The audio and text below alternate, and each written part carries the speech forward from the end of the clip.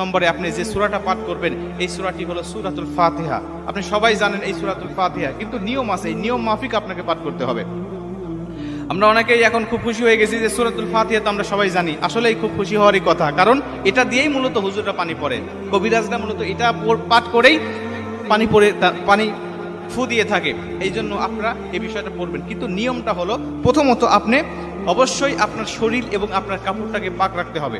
নাপাক গায়ে নাপাক শরীরে যদি আপনি পানিতে ফুঁক দেন, ওই ফুঁকে কোনো কাজ হবে না। ওই পানি পড়ায় আপনি খাইলে পরে কখনোই আপনার পেটের ব্যথা ভালো হবে না। অবশ্যই আপনার পোশাক পাক থাকতে হবে, শরীর পাক থাকতে হবে।